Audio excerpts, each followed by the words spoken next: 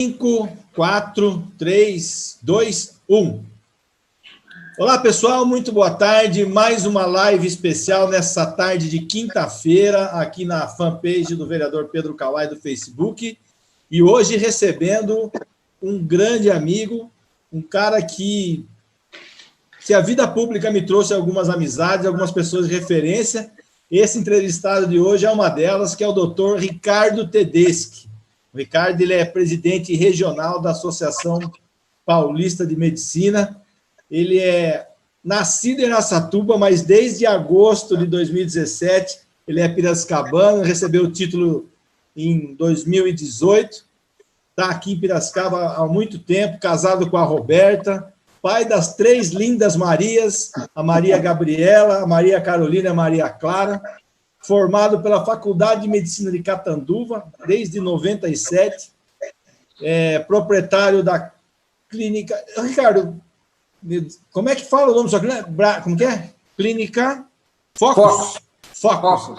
É Clínica Focus. Eu já ia falar Bragalha, mas a Bragalha foi a outra clínica que ele trabalhou. Primeira clínica que eu trabalhei aqui. Já trabalhou trabalhou na Santa Casa, nos Cana, hoje na Unimed, um cara conceituadíssimo, não é à toa que ele é presidente da Associação Paulista aqui de Medicina. Ricardo, médico legista, esse cara não para, vocês vão ter uma tarde super bacana com o Ricardo, vocês vão ver só.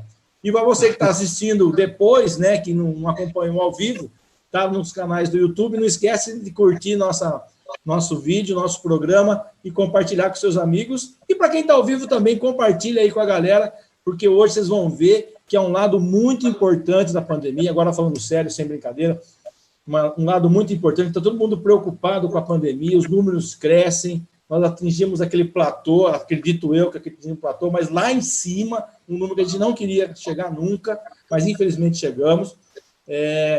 Só que nós temos que ver um lado que ainda até agora nós não discutimos aqui nas nossas lives, que é o olhar dos profissionais da saúde, o que os profissionais da saúde estão vivenciando nessa pandemia que nós estamos vivendo.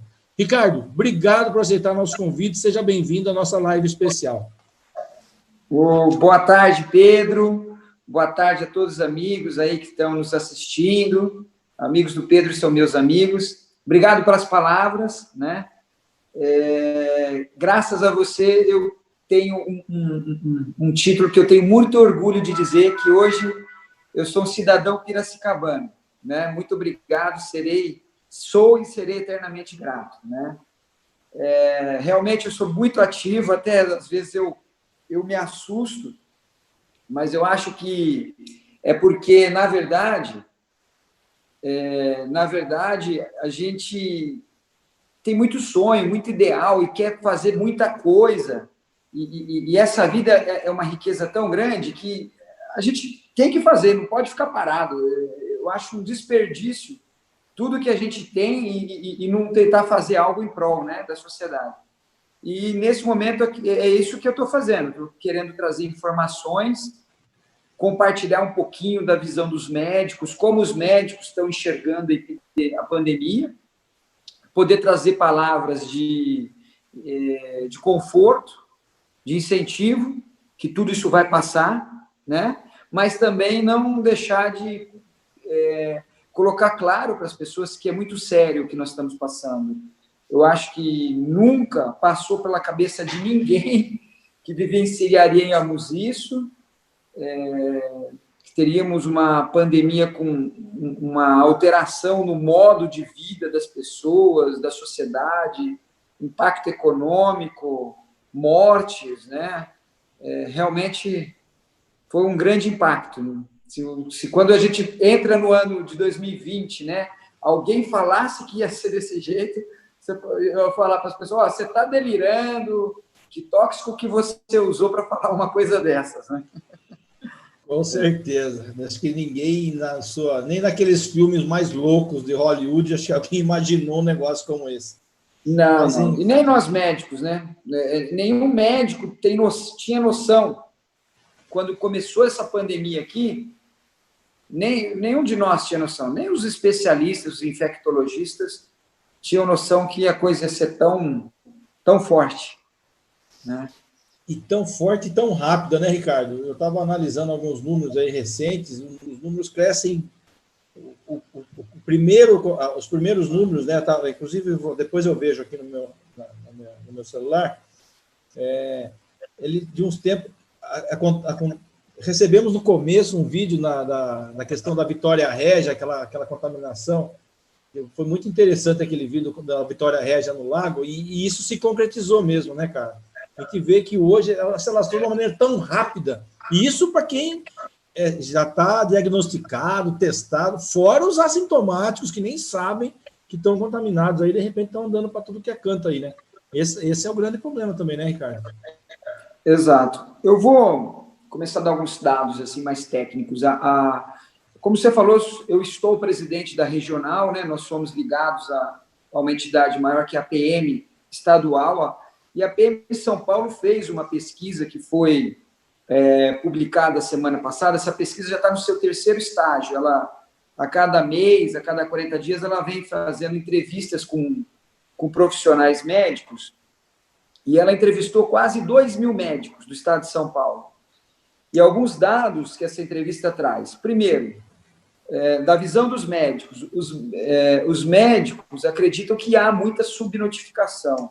Muitos pacientes, muitas pessoas tiveram o Covid e ainda não tiveram o diagnóstico do Covid, porque às vezes foi uma forma branda, um quadro gripal muito simples, um nariz escorrendo, que é a coriza, uma dorzinha no corpo, uma gripezinha leve, e às vezes essa pessoa não chegou nem a procurar um atendimento médico, não fez o exame da sorologia ou do SWAB, que é o PCR, e esse caso a pessoa teve, transmitiu para outras e não está na nossa lista de pacientes. Então, primeiro, a convicção da subnotificação, né? Segundo, que eu ia te falar, os médicos acreditam que nós estamos vivendo uma fase, não é de agora, das fake news. E isso prejudicou muito a condução, tanto dos órgãos públicos competentes, como para os médicos, as fake news, né? Ora sai nas mídias que a droga tal é salvadora, ora sai na mídia que a droga traz muitos efeitos colaterais, fake news de que pessoas dizendo não, que isso é invenção, que isso não existe, outras minimizando a importância do uso de máscaras, do isolamento, da própria higiene, né? Então, as fake news também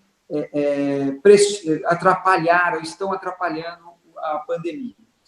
E outra situação que os médicos também têm colocado é que, devido a essas fake news e essa popularização de medicamentos que a maioria não tem nenhuma comprovação ainda científica se funciona ou não, e repito, eu estou dizendo que, não estou falando que não funciona, mas ainda é muito precoce, os trabalhos científicos que temos agora são muito preliminares, e os médicos se sentem pressionados, às vezes, a prescreverem remédios cuja eficácia não é tão comprovada assim, né?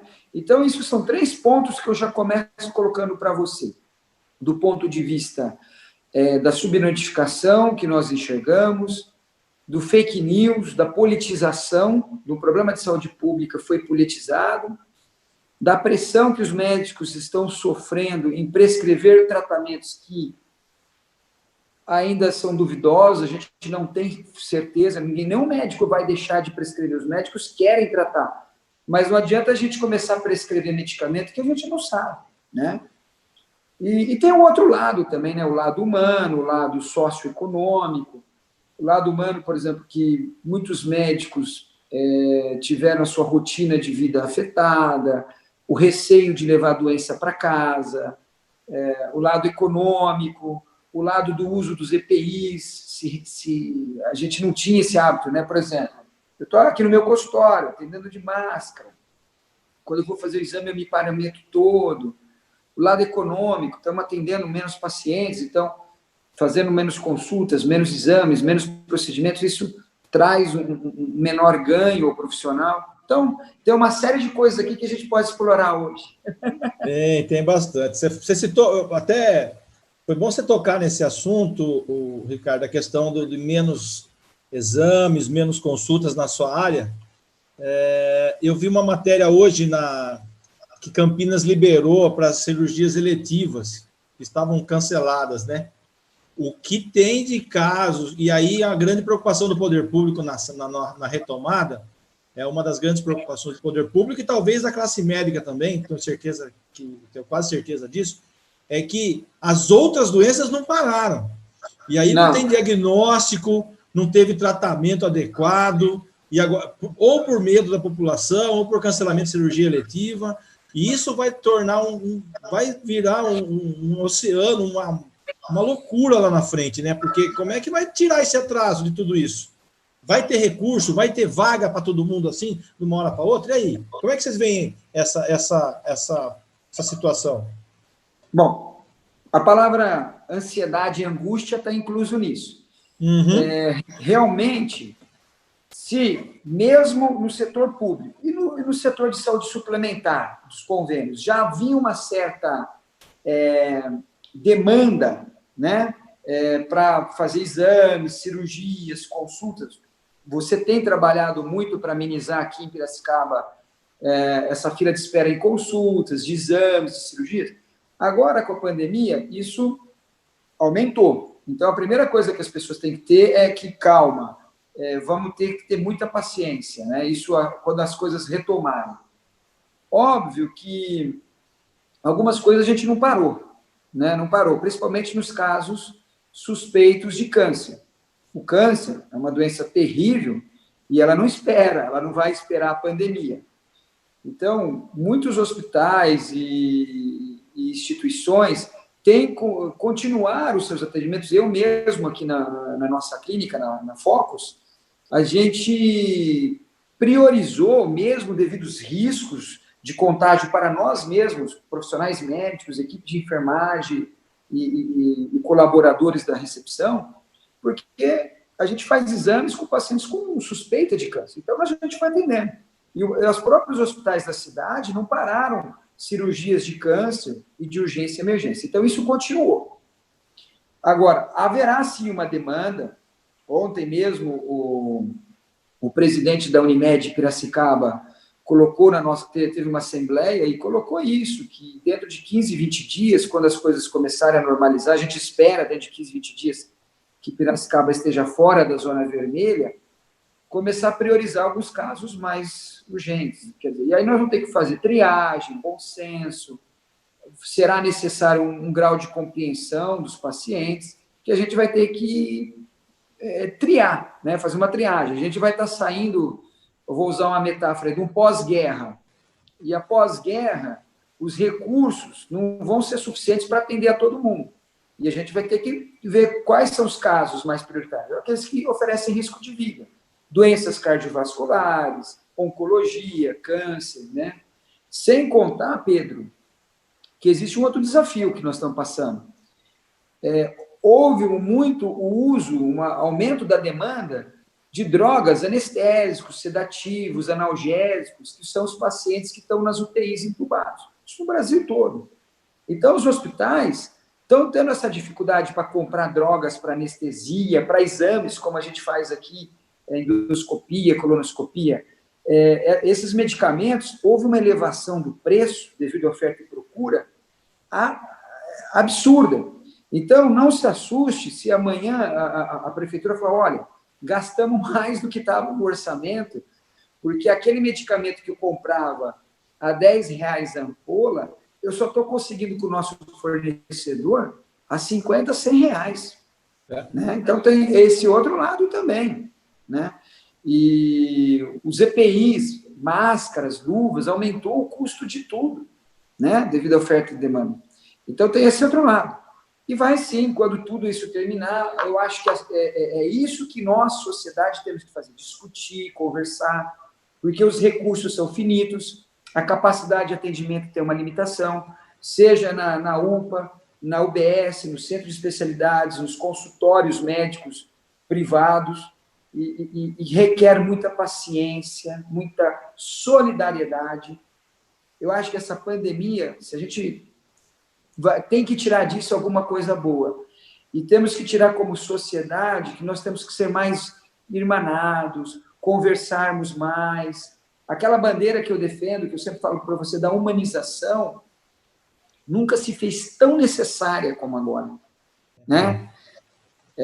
A humanização de, por exemplo, quem passou com um paciente, com um familiar, com um ente querido, alguém que você ama, internado por Covid, e não poder ir visitá-lo. Olha que angústia, né? E esse paciente que está lá sozinho, às vezes, a única forma dele se comunicar com a família é pelo celular,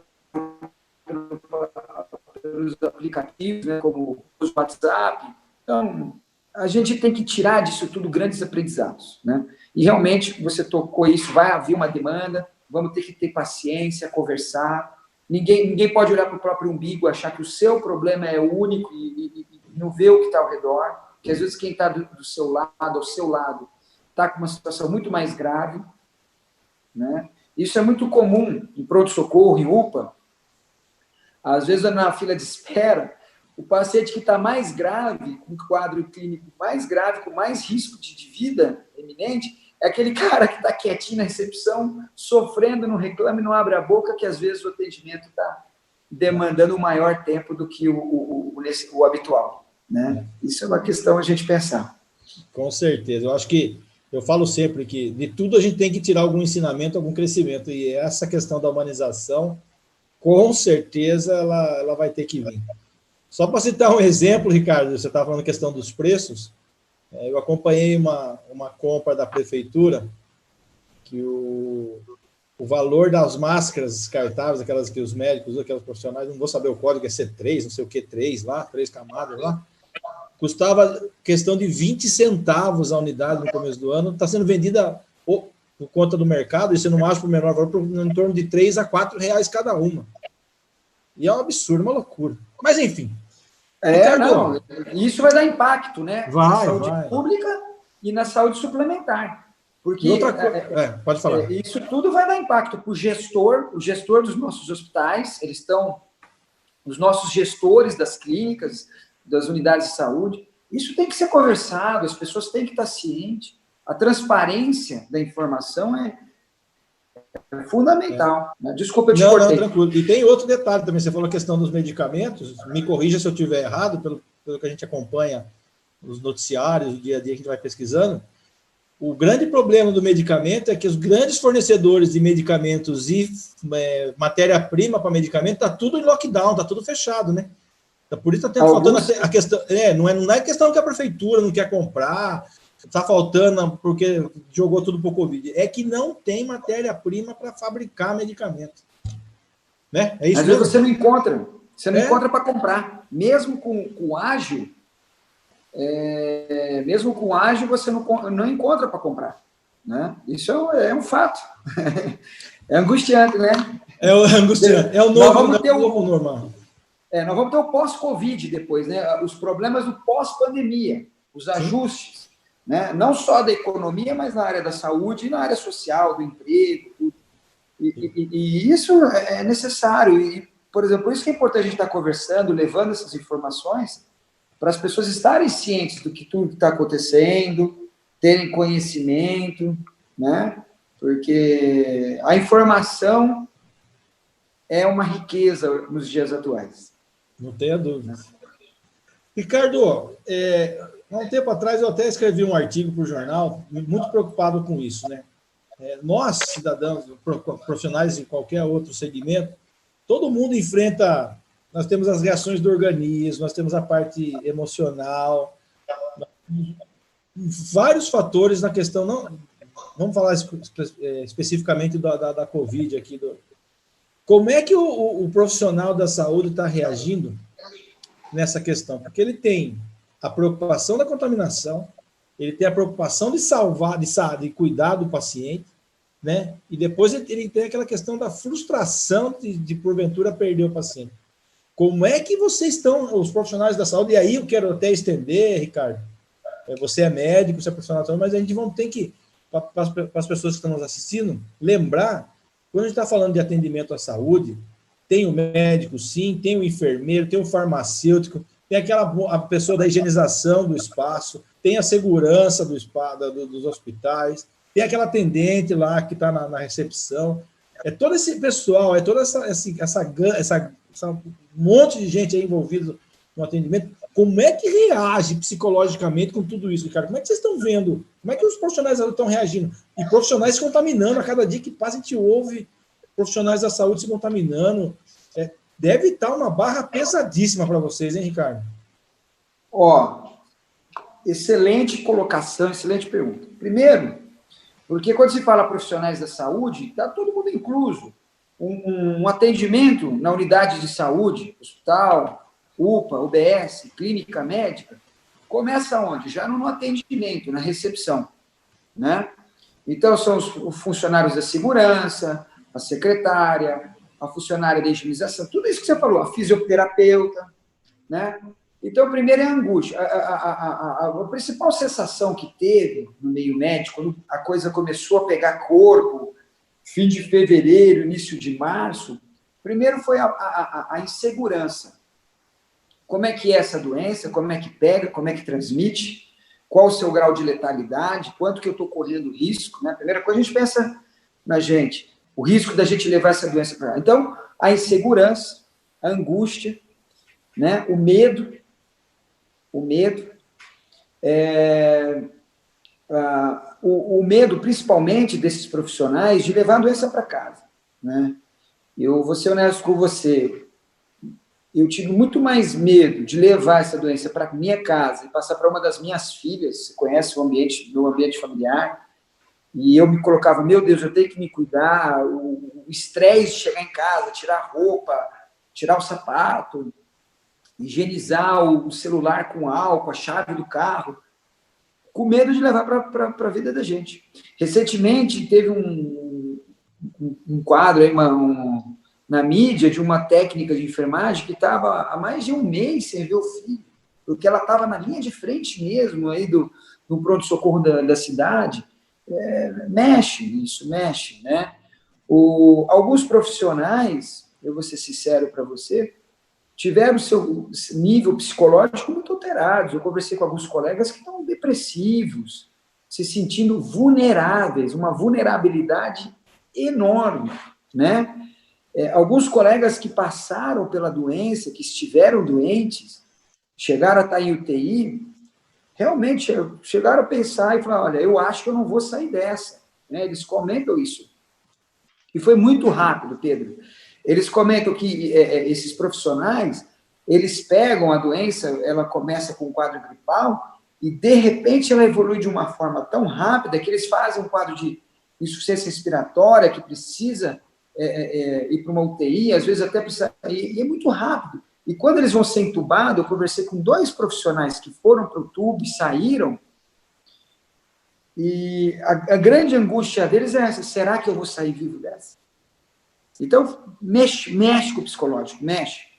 Muito mais do que a parte econômica, a parte da vida ter ficado as pernas para o ar. Eu tinha uma rotina, minha rotina mudou total. Estou tentando fazer o melhor dessa mudança de rotina, mas mexe. O psicológico mexeu, os profissionais se sentiram mais vulneráveis, angustiados, essa desinformação, né? Toma remédio tal para não ficar doente. Então, tudo isso mexeu com todo mundo. Eu imagino. E assim, né? E aí depois tem o pós, né, Ricardo? Eu estava lendo uma matéria de uma psicóloga, Angelina Assis.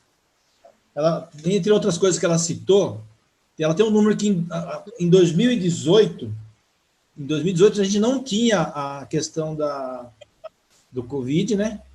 Já se previa problemas de ansiedade, depressão. A economia mundial já era prevista que ia ter um impacto de mais de $1 trilhão. Agora, você imagina o impacto financeiro com a Covid, mas, acima de tudo, esse impacto emocional. Porque você tem a pressão de não transmitir para a família. Você tem a pressão de tudo isso que está acontecendo, de não ter EPI, de não ter medicamento, sabe? Aquela pressão toda. E aí você pega, se contamina, vai para o tubo. Você conhece as técnicas, você conhece os riscos que você está correndo. E aí eu creio que... eu já vi algumas matérias também da Associação de Psicologia, né, de psicólogos também, que já estão se preparando para atender exclusivamente os médicos, porque vocês, profissionais da saúde, com certeza, no pós-pandemia, vão precisar de um atendimento especial. Tenha dúvida disso. Com certeza, com certeza.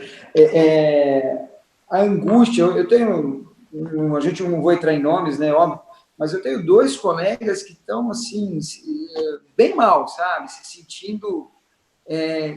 primeiro, por exemplo, quando uma certa sensação de impotência, de você não poder fazer mais, né? Porque é uma coisa que não está no controle de ninguém, essa doença. E segundo, do medo. Então, o quadro psicológico tem que ser concentrado. E sem contar que o profissional da saúde já vinha passando por um estresse, né? A síndrome de burnout, que eles falam, muito grande.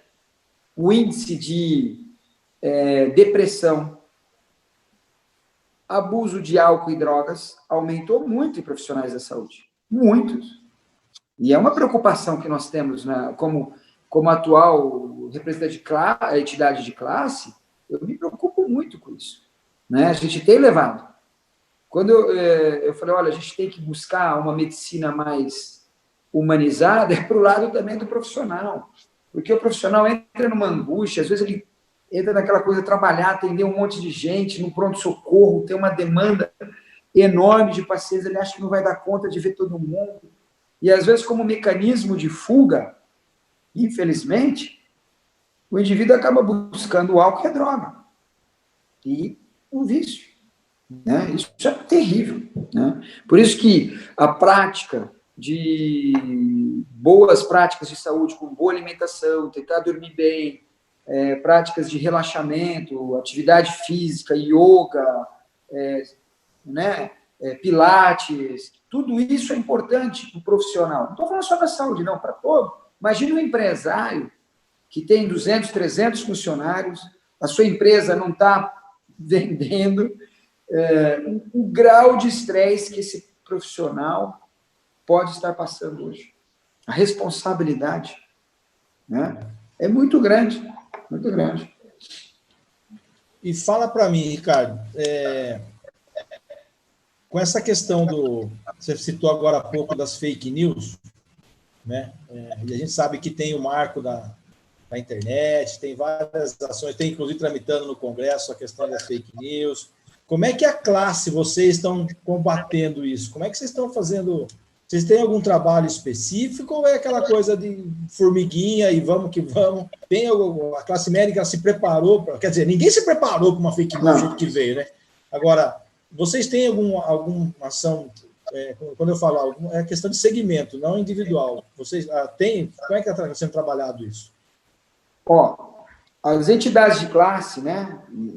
Eu vou falar mais na área médica, então eu posso falar. O nosso Conselho Regional de Medicina e a Associação Paulista de Medicina abriram sites, links para os médicos consultarem, colocarem suas dúvidas, tanto na parte do que é baseado em evidência e não a nível de proteção de EPI, quais os EPIs ou não. A gente tem se baseado muito nos protocolos, tanto do Ministério da Saúde, como Secretaria Estadual e Municipal de Saúde, né? É por aí. Mas, sinceramente, os médicos acabam, às vezes, porque eles têm seus grupos de WhatsApp ou grupos, e, às vezes, alguém, de uma forma inadvertida, coloca uma informação lá que não tem não é fidedigna.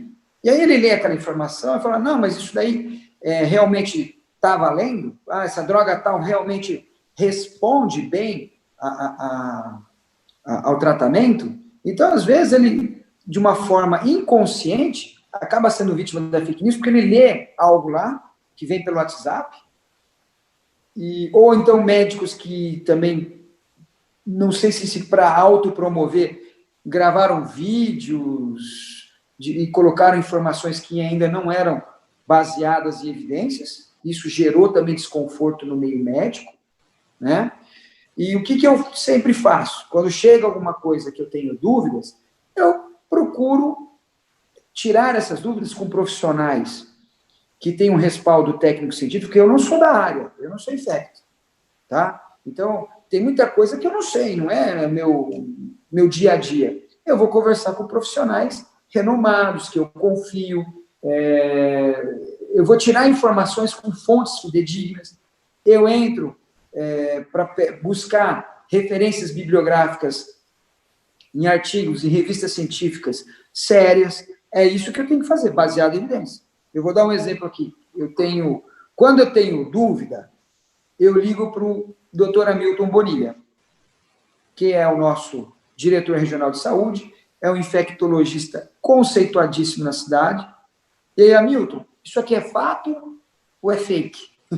E aí ele, de uma forma muito solícita, um profissional ímpar, sempre me tira dúvida. E aí, o que acontece? Eu acabo, de uma certa forma, sendo um divulgador ou até alguém que acaba sendo formador de opinião. E aí eu vou falar, gente, peraí, se atentem que isso aqui não é tão verídico assim, né? Mas a gente sofre.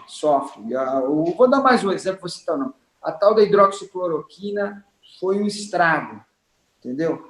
Porque até então ela sempre foi uma medicação usada, principalmente pelos reumatologistas, para tratamento na malária. É uma medicação muito utilizada, né? Custo acessível, os laboratórios públicos fabricam. Mas até o presente momento, os trabalhos mostram que há controvérsias se ela é benéfica ou não. A maior parte dos trabalhos que surgiram falam que ela é inócua e é uma droga que tem efeitos colaterais. E houve uma pressão, uma politização muito grande do medicamento, que às vezes, se você falar a favor, você é a favor do político tal. Se você questiona a eventual eficácia da droga, você é contra. Não existe isso no meio médico. O meio científico, o debate sempre foi a alma da ciência, o debate, o contraditório. E lembro que para a gente afirmar ou infirmar que uma droga é boa ou não para um tratamento, às vezes demoram-se anos de pesquisa, com grupos controles, né? Com grupos controles pareados, mesmo tipo de população, uma droga recebendo a droga, outra não. E nós temos meses de pandemia. Óbvio, eu entendo perfeitamente a angústia da sociedade, do setor econômico, mas se gerou uma angústia para o profissional. Por quê? Quantos profissionais sofreram isso? Do paciente chegar no consultório e falar assim, doutor, eu quero a receita desse remédio, que eu vou começar a tomar esse remédio para não pegar a infecção. Sendo que é claro que tomar esse remédio antes da infecção não evita você de ter. Pelo menos o que a gente tem de informação hoje. Pode ser que daqui 2 anos a gente fale, não, realmente, quem tomou teve menor chance. Pode ser, mas hoje a gente tem que emitir opiniões baseadas em evidências. E os médicos sofrem essa pressão. Outros medicamentos, outros antiparasitários, tudo. Por exemplo, o corticoide. No início, começaram a dar corticoide. Aí vimos que quem tomava corticoide podia ter uma evolução mais desfavorável da doença.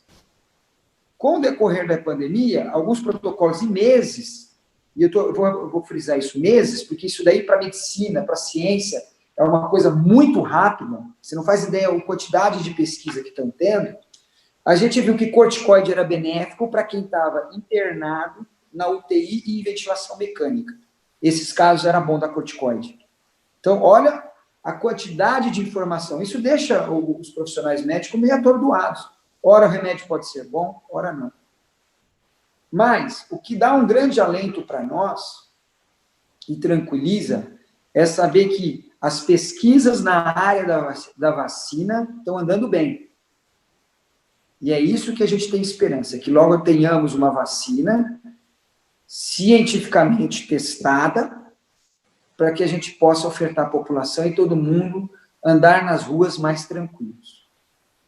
Né? É esse que é o mote que eu quero deixar aqui para a gente. A gente tem que fazer baseado em evidências. Ninguém está sendo indiferente a nada.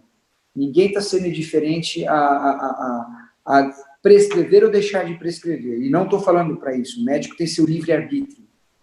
Mas a vacina é o grande... É a galinha dos ovos de ouro, Pedro. É a vacina. Né? E temos aí 3 vacinas que estão mais adiantadas, 2 estão sendo testadas no Brasil, com o governo trabalhou rápido, vai ter transferência de tecnologia, quer dizer, quando essa vacina chegar, os primeiros lotes o governo vai comprar, depois vai ter transferência de tecnologia e nós vamos poder, nós mesmos, produzir essa vacina. Porque outra coisa que ficou evidente também no Brasil, e isso é uma coisa importante que os gestores públicos têm que trabalhar, é desenvolver a nossa indústria nacional para isso. Por exemplo, ventiladores mecânicos, respiradores de UTI. Temos que ter mais uma indústria autossuficiente. Indústria para EPI, máscaras, luvas, os aventais. Muito disso é fabricado na China. Quando deu a epidemia lá na China, fechou tudo lá, o que aconteceu? A gente não conseguia comprar, não tinha para comprar aqui no Brasil. Então, nós temos que ter uma indústria forte nessa área para diminuir nossa dependência. Isso é um aprendizado que a gente está tendo. Né? É isso aí. Se você deixar, eu vou falando, falo demais. Tá. Ricardo, nós só vou pedir um tempinho, nós vamos ter que trocar de sala por conta do tempo do aplicativo, do programa, e 1 minutinho a gente já volta. Para a gente continuar esse papo, porque da vacina, e tem mais. Já está chegando pergunta aqui com relação à medicação. É 1 minutinho. Beleza. A gente já volta. Se eu souber, eu vou responder com o maior prazer. Maravilha.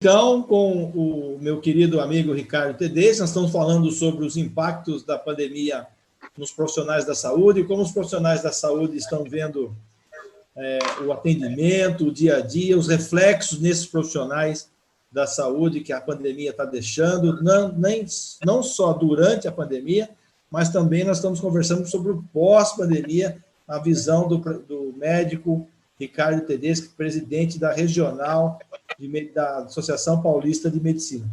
Ricardo, você estava falando de medicação, você estava falando de vacina, antes da gente fazer essa pausinha. E, pessoal, se tudo correr bem, a partir de agosto, nós não vamos mais ter essa pausa, tá? Se tudo correr bem, nós vamos fazer vamos melhorar esse programa aí para você continuar por volta de 1 hora, 1h30, esse bate-papo que é sempre importante de conhecimento. E, Ricardo, nós estamos recebendo uma pergunta aqui do Felipe. O Felipe pergunta assim, ó, e a ivermectina, agora está sendo receitado aos pacientes, e qual é a sua eficácia? O Felipe, a ivermectina é um remédio que sempre foi muito usado para combate a parasitas, verminoses, tá? Um excelente remédio. Seus efeitos colaterais são muito baixos,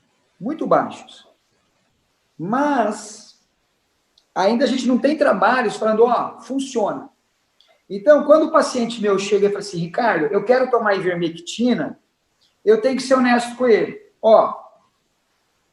Porque eu trabalho muito com essa relação de transparência, de compartilhar decisões. Cara, você pode tomar, mas eu não posso garantir para você que vai funcionar. Mas se você achar que tomando você está buscando uma maior proteção, isso vai te trazer mais tranquilidade, vai fundo. Vamos prescrever, eu prescrevo. Só que existem trabalhos que estão falando legal, parece que tem alguma coisa a ver e funciona, e outros trabalhos que ainda dizendo que é inócua. Então, está muito precoce. Pode ser que daqui a um ano, Felipe, eu peço para o Pedro, Pedro, deixa eu voltar lá para falar para o Felipe, funcionava, Felipe. Mas, nesse momento, eu não tenho como afirmar isso. Tá? O que eu posso dizer que é um medicamento que tem menos efeitos colaterais, muito menos efeitos colaterais que a hidroxicloroquina. Tem muita gente tomando, existem alguns municípios até que adotaram um protocolo para as pessoas tomarem, tá? Eu não vou dizer para você não tome, não toma, mas também eu não posso faltar com a verdade e afirmar para você não, pode tomar que você não vai ter Covid tomando dela, ou pode tomar que a infecção pelo Covid vai ser suave em você. Eu não posso afirmar isso, tá? Não sou da área, não sou um dos mais estudiosos na área, mas as informações que eu tenho é isso. Então, está sendo pesquisado, o Ministério da Ciência e Tecnologia incentivou pesquisas nessa área, tem muitos colegas trabalhando de forma séria. Espero que em breve tenhamos respostas positivas para dar. Eu espero que seja uma ótima alternativa. Mas a grande responsabilidade do médico é ser transparente com o seu paciente. Ele não pode vender ilusões. Ele tem que falar, olha, pode funcionar, mas eu não garanto. Tá? Eu acho que, espero ter sido honesto com você, Felipe. Talvez não era o que você queria ouvir, mas eu não posso faltar com a verdade. Você sabe, Ricardo, que eu vou aproveitar, deixa na sua resposta, e você falou da politização da pandemia, e muitas vezes eu fui cobrado como agente público, você tem que cobrar do prefeito que é obrigado a dar a receita, e não sei o quê, tal cidade está obrigando, tal cidade... Deixa eu aqui deixar registrado que, primeiro, que eu não sou profissional da saúde.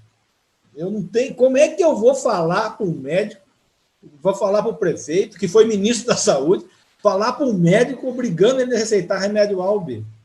Nem para dor de barriga, quanto mais para a pandemia. Jamais vou fazer isso. E segundo, eu não tenho essa autonomia política de ingerir numa profissão. Isso é inaceitável, isso é ditadura, eu não posso fazer isso. Eu não compactuo com isso. Respeito e muito a posição de cada profissional. E eu entendo malemar de vidro, viu, Ricardo? Eu fui criado em uma vidraçaria. Eu entendo malemar de vidro e entendo, depois de muito tempo na vida pública, de fazer leis e do meu trabalho aqui no Legislativo, que eu, modéstia à parte, eu tenho trabalhado bastante para isso, para aprender cada dia mais. Então, fica aqui meu registro também nessa questão. Você estava falando... Eu só queria pegar a deixa, eu acho assim, isso a gente entra na esfera da bioética, né, que está dentro do nosso código de ética médico. O médico tem que usar de todos os meios cientificamente comprovados em prol do seu paciente. Essa é uma angústia dos médicos, porque esses medicamentos ainda têm muita desinformação, né? E alguns profissionais da saúde viram e falaram, não, na minha experiência funciona. Na minha experiência não funciona nada. A gente é baseado em evidências, artigos científicos sérios, tá? Pode ser que daqui a um ano fique tudo comprovado, que a ivermectina, o Anita, né? Desculpa, me confundi. A Anita, a hidroxicloroquina, o corticoide, tudo isso era benéfico. Mas pode ser que não. Então, o médico tem esse lado bioético. Agora, ele pode prescrever? Pode prescrever. Mas é obrigação ética do médico deixar muito bem claro que ele está prescrevendo um remédio que ainda não é 100% certeza que vai funcionar ou não. E foi essa celeuma da hidroxicloroquina que gerou a demissão de 2 ministros da saúde médicos, que nenhum deles quis assinar embaixo um protocolo que a própria Organização Mundial da Saúde não referendou. Né? Então, foi isso que aconteceu da politização. Foi isso. Né? Mas ninguém está contra o medicamento, não é isso. Pelo amor de Deus, ninguém é contra o remédio. É só uma questão de bioética, uma questão de ética. Você faz o vidro, né? A vidraçaria, vou usar uma metáfora. Não seria ético você vender para um cliente um vidro que no primeiro pequeno contato que seja, ele há de trincar e ele perde o investimento feito. Né? E é isso, o médico tem que ser ético com o seu paciente. Olha, tem um medicamento, você quer tomar, mas eu não posso afirmar 100% que vai funcionar. Era isso. A bioética é muito importante no nosso meio. Com certeza. E aí você estava falando da vacina, né, Ricardo? E vocês estão acompanhando de perto esses testes, né? Porque nossa, aquilo que você falou agora há pouco, é o sonho, né, de que seja aprovado. E mesmo, a gente sabe o quanto é difícil ser aprovado. Você falou agora de anos de estudos, de experimentos. Eu vi que agora entraram mais 2 da Pfizer, né? Da Pfizer, né? Da Pfizer. Pfizer. E nós já tínhamos que está o Butantan e a Fiocruz trabalhando, que são 2 também, né?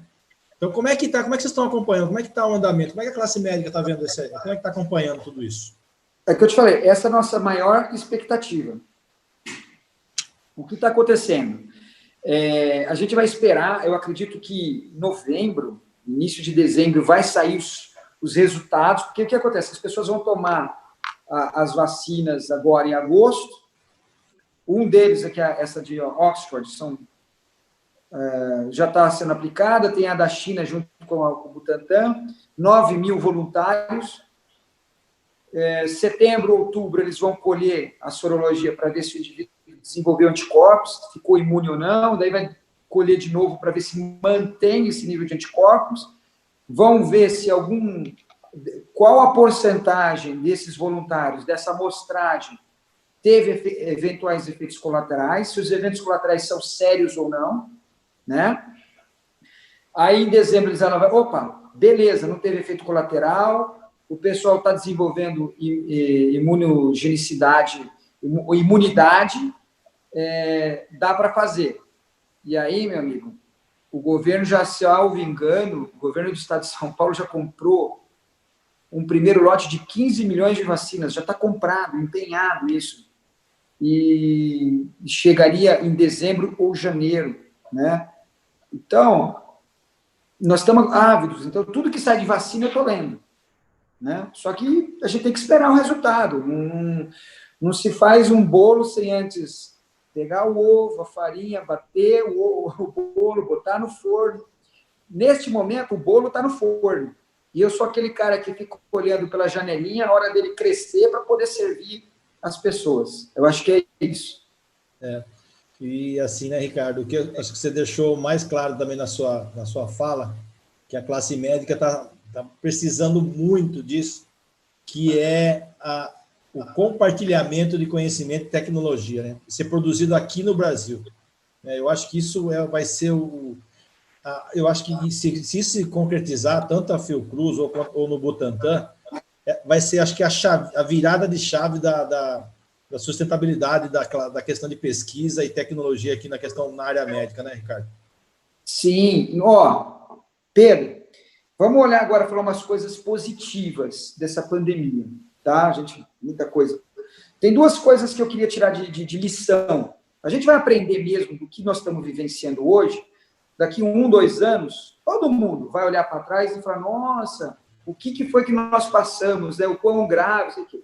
Mas a gente tem que começar a tirar coisas boas. Coisas boas são, aprendemos a começar a fazer eventos, esses digitais, legal. Mas duas coisas que eu já estou tirando de mensagem. Primeiro, o quanto é importante o contato humano e a humanização.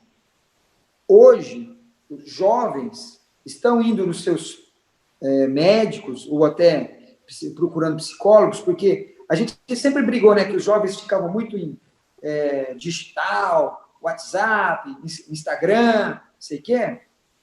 Tem moçadinha, os pediatras recebem os jovens, os pediatras que fazem adolescentes, que é a pediatria, uma especialidade maravilhosa. Os adolescentes estão sentindo falta do contato pessoal dos colegas na escola. Então, essa parte humana, o contato da família, as pessoas estarem mais próximas, poder se abraçar. Essa é uma grande riqueza que nós vamos tirar dessa pandemia. Valorizar mais os relacionamentos humanos. E o segundo, eu tenho que puxar a sardinha, o lado técnico-científico.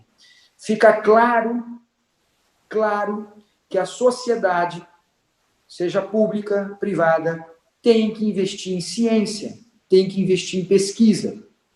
Por quê? É a ciência, é a pesquisa que está trabalhando arduamente no combate dessa pandemia. Fica claro e evidente que a economia mundial está, nesse momento, dependendo dos pesquisadores e da ciência. E nós temos muitos cientistas bons no Brasil. Você citou o Fiocruz, Butantan, tem a Fundação Bio Manguinhos. Vou dar um exemplo nosso aqui em Piracicaba. Talvez eu cometa algum equívoco, mas um dos laboratórios da nossa Exalc desenvolveu teste para o coronavírus. Eu não vou citar, que corre risco de eu falar errado o nome do laboratório, até depois acho que vale a pena.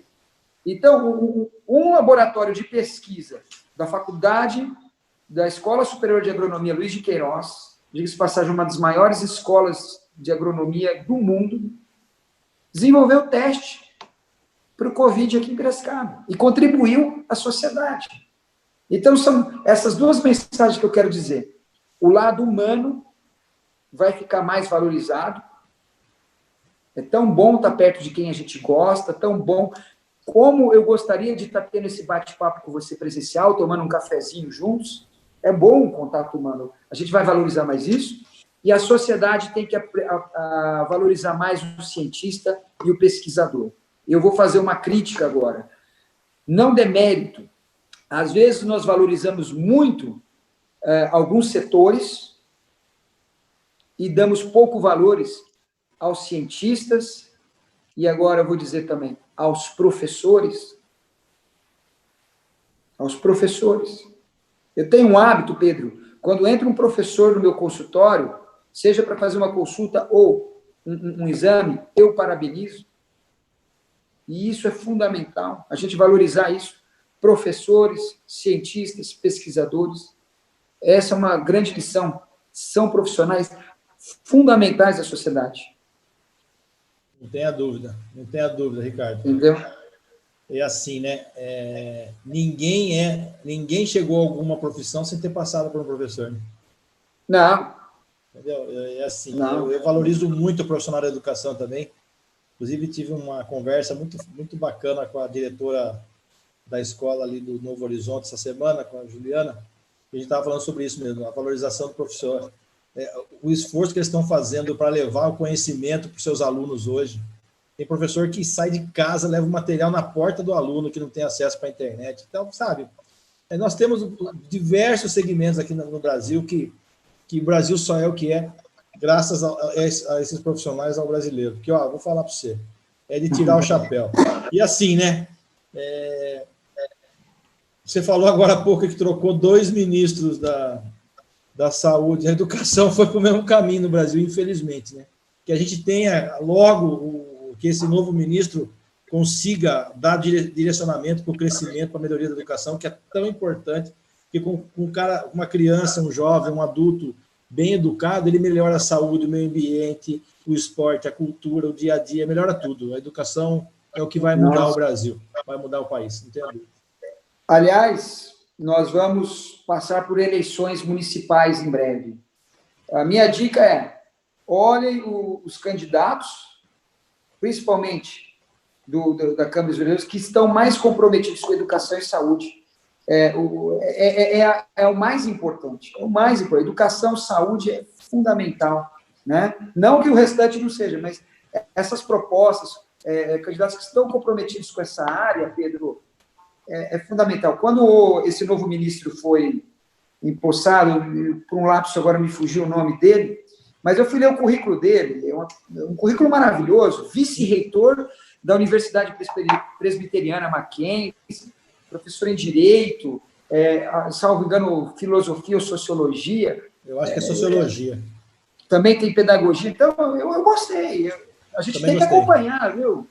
A gente tem que saber muito de quem está gerenciando os projetos de educação e saúde do país.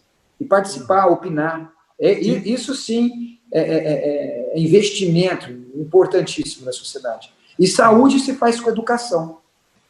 Né? Muito.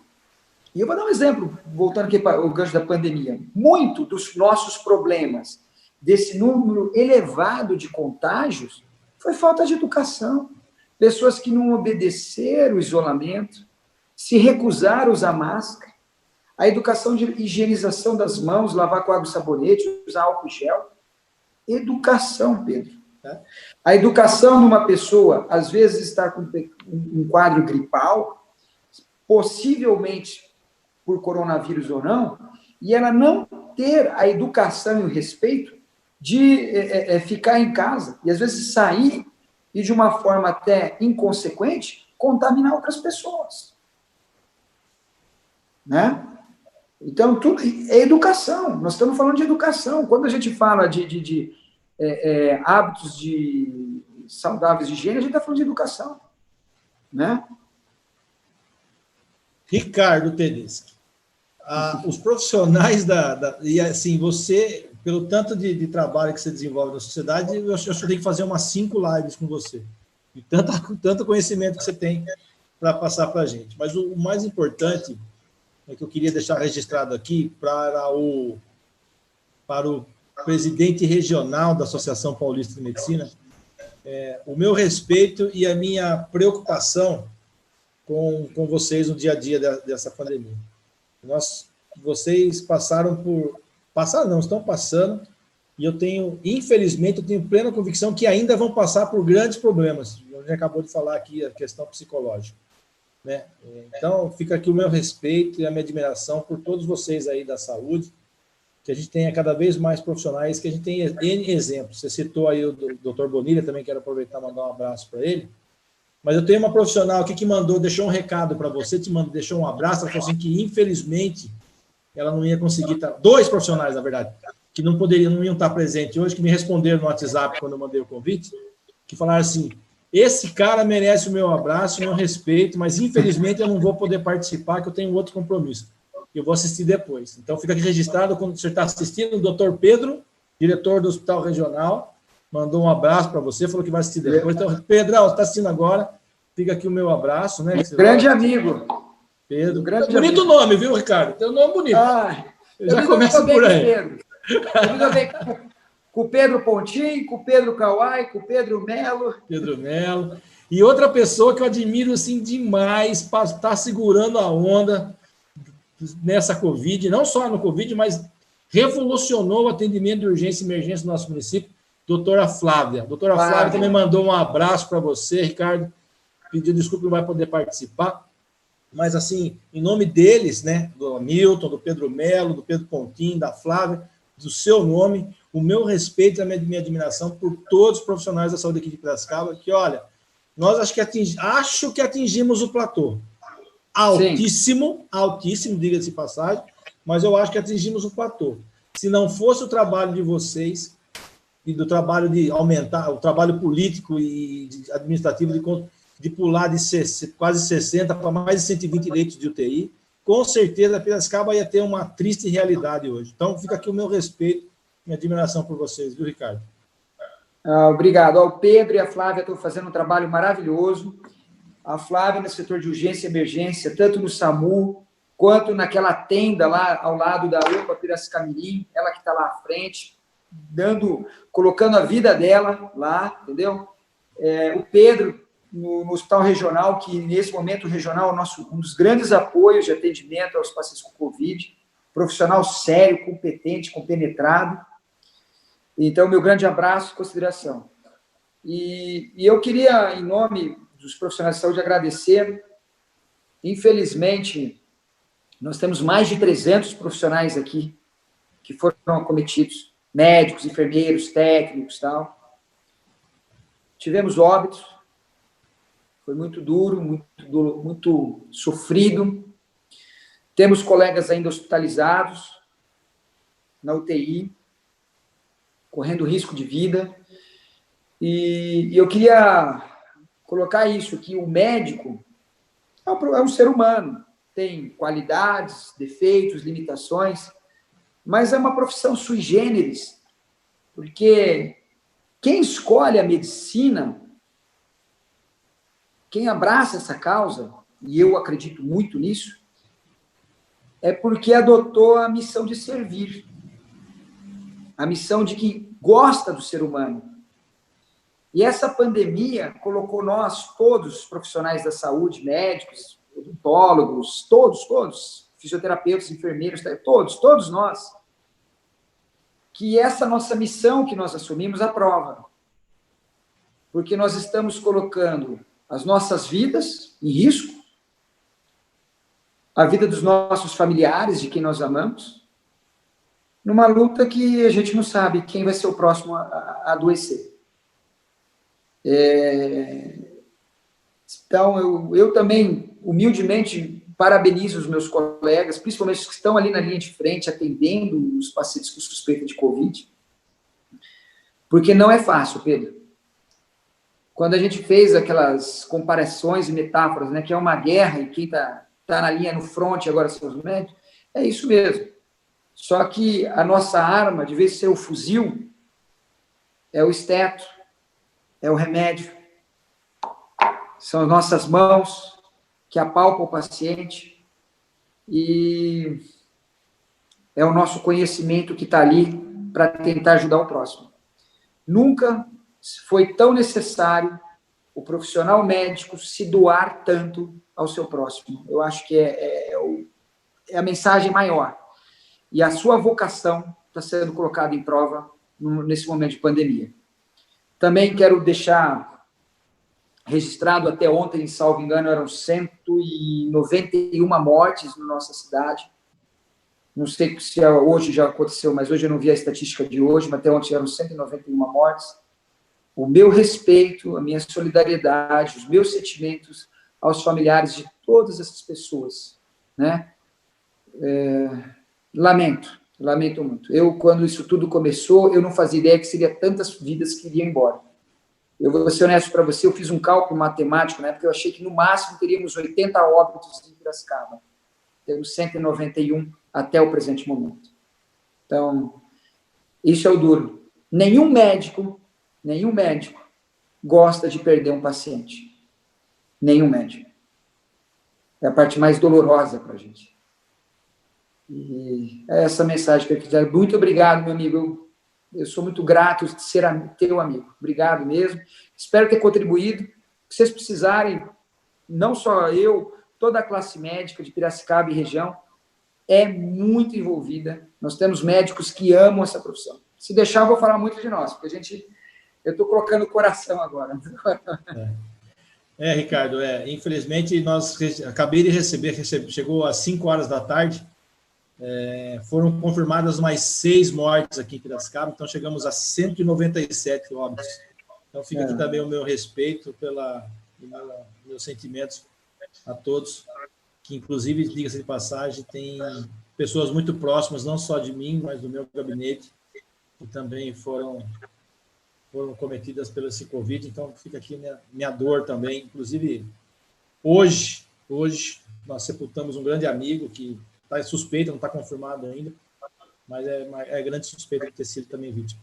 Mas vamos falar de coisa boa também. Olha, quero aqui agradecer a paciência e a audiência, como diriam os famosos da TV, né, que acompanham sempre com a gente. Hoje estava aí com a gente a Vanete, a Jussara Bueno, que é profissional da saúde também, a Naira, a Thaís Leite, o Antônio Olival, a Maria Aparecida Blanco, o Vado, o Maurício Borghese, meu amigo, faz mais de 30 anos que eu sou amigo do Borghese, viu, Ricardo? O Vladimir, amigo do Borghese. O Juliano Cury, quer pastel bom? Vai lá no Juliano, Pastelaria Ábel da Saldanha Marinha. Juliano, meu amigo, que eu fiquei sabendo também, não, já provei. Viu, Ricardo? Não sei se você gosta de quibe, o japonês faz um quibe da hora lá, o Juliano Ábel. O Juliano, um abraço, meu amigo. Ali na Saldanha Marinha. Eu encontro comigo daqui a pouco. Juliano? Após a live, vai passar em consulta comigo. Então você fala para ele trazer um quibe, na próxima trazer uns quibe. É delicioso. O japonês fazendo quibe ficou bom. Hein? Parabéns, Juliano. A Lair Rodrigues, o Felipe Bicudo, que mandou mais algumas perguntas, Ricardo. Depois eu vou te encaminhar por causa do tempo. Amanda, eu vou fazer o possível para responder. Legal. A Renata, a Nise Baracate, acho que chama assim. E tem uma pessoa muito especial que nos acompanhou, que você deve conhecer. Ela chama Roberta Blanco Orlando. Não sei se você conhece ela. Essa é o amor da minha vida, né? A gente tem vários amores, né? A mãe e a esposa. É a companheira da minha vida, a Roberta. Roberta também. Obrigado, Roberta. Pessoa fantástica. Família linda. Ricardo, Roberto e as Três Marias. Eu sou fã dessa família. Ricardo. Obrigado. Conversa boa, mas o tempo estourou.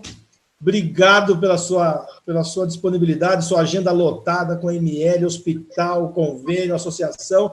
Mesmo assim, você ficou uma horinha com a gente aqui, trazendo esse olhar dos profissionais da saúde na questão da pandemia, quais os reflexos nele. Muito obrigado, Ricardo. Seja sempre bem-vindo e que a gente tenha um outro momento. E aí, fica aqui eu vou fazer uma provocação a você, que vou pedir uma orientação sua, vou fazer ao vivo, porque muitas pessoas me cobraram de trazer para Piracicaba aquele serviço de atestado, como que é?